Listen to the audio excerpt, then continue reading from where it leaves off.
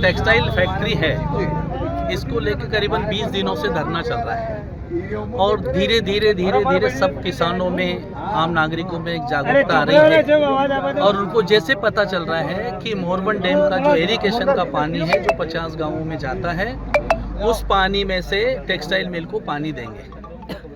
1.15 मिली घन मीटर पानी डैम में इरिगेशन के लिए जाता है, उसमें से आधा पानी 0.08 मिली घन मीटर पानी डैम को देने की बात कर रहे हैं। जब आधा पानी मतलब उसका आप समझ ले 1.15 का आधा पानी जब अगर फैक्ट्री को देंगे तो जो आपका सरवानिया महाराज में पीने के लिए जाता है, पेयजल के लिए जावद में जाता है और इरिगेशन के लिए जाता है, तो फिर यहाँ पानी ही नहीं बचेगा, तो ना तो इरिगेशन हो पाएगा ना लोगों को पीने का पानी मिलेगा। 50 गांव के लोग और 30, 35, 40 हज़ार जनसंख्या इसी डैम पे निर्भर है। उनकी खेती में, उनके जीवन यापन में सारी बातें इस डैम पे निर्भर है। दूसरी बात, इरिगेशन का जो डैम बनता है वो एक नाम से नियम के अंतर्गत बनता है। सारे किसानों को बुलाया जाता है और उसके बाद एग्रीमेंट किया जाता है कि इस फलाने गांव को पानी पीने इरिगेशन के लिए मिलेगा। जनप्रतिनिधि और प्रशासन अपनी मर्जी से एक कलेक्टर कार्यालय में बैठ के मीटिंग करते हैं और वहां जाके ये कहते हैं कि वहां इतना पानी देंगे। प्रशासन और जनप्रतिनिधि इस बात के लिए होते हैं कि जनता की सुविधा, जनता की क्या मांग है, उनको ध्यान में रख के निर्णय लिए जाते हैं।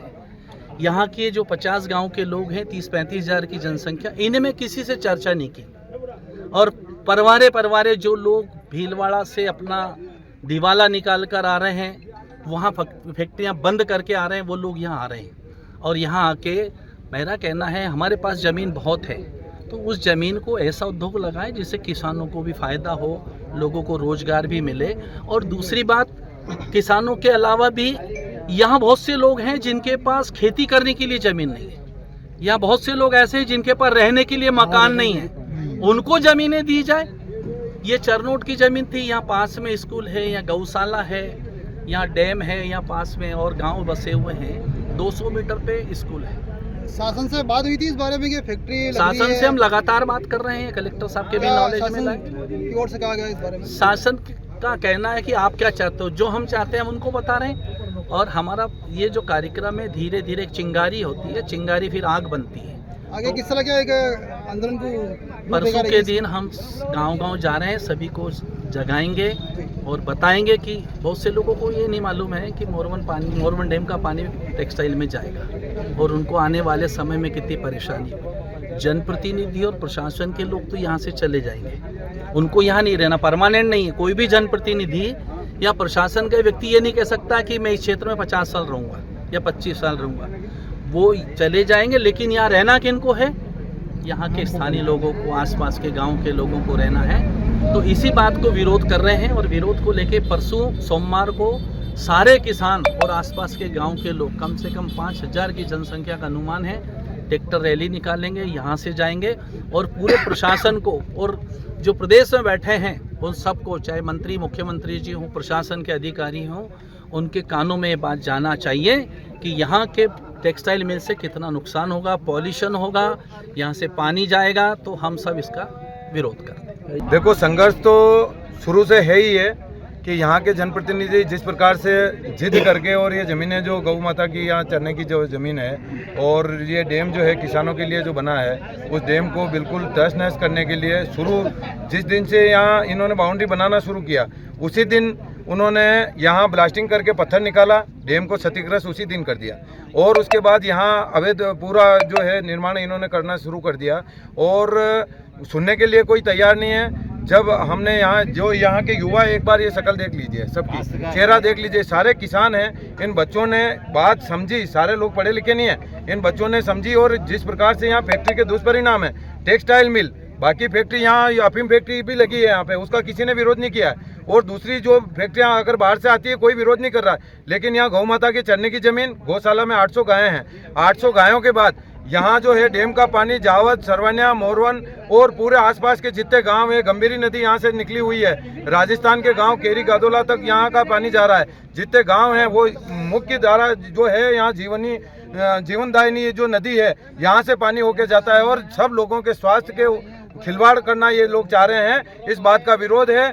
खेती जहाँ यहाँ से इस पानी से यहाँ नहर जहाँ जहाँ जाती है वो खेती बंजर होगी।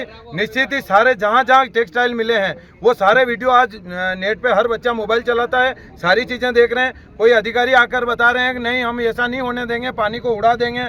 ये समुद्र का जो खारा पानी है वो मीठा नहीं हो पा रहा है, केमिकल का पानी ये पिला देंगे सब लोगों को शुद्ध करके। झूठ बोलने का काम इन लोगों के द्वारा किया जा रहा है। जनता जागरूक है। इनके कुछ नेता जो है चापलूसी करके इस प्रकार की बातें कर रहे हैं कि वहाँ चंद लोग बैठे हैं। किसान वैसे ही हमारे जो काम है उनमें व्यस्त रहता है। किसान गरीब है और किसान की स्थिति ऐसी है, किसी बात का विरोध नहीं करता है, सबको पाल लेता है। किसान भूखा खुद रह जाएगा।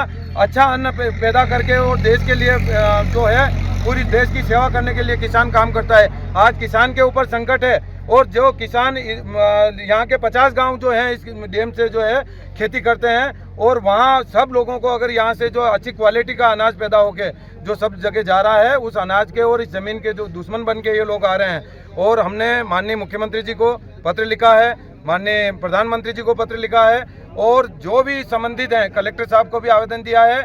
सोमवार को यहाँ से सब लोग जो है ट्रैक्टर के माध्यम से, किसान है चूँकि किसानों के पास दूसरे साधन है नहीं है और ट्रैक्टर सबके पास है, तो ट्रैक्टरों के साथ यहाँ से पूरे आसपास के किसान जो हैं 50 गांव के जो यहाँ से धरना स्थल से शुरू करेंगे और यहाँ से मोरवन होते हुए सरवानिया और सरवानिया से फिर जावद का जो रूट तय कर लेंगे, जो रूपपुरा और जो रूट बनेगा जावद के लिए, बावल जावद ये जो रूट बनेगा और सब तय करके और इस रूट से माननीय कलेक्टर साहब को ज्ञापन देने पहुँचेंगे और निरंतर इस चीज़ का विरोध होता रहेगा। एक बार और मीडिया के माध्यम से मैं बताना चाहूँगा, यहाँ रोजगार का कोई विरोध नहीं है।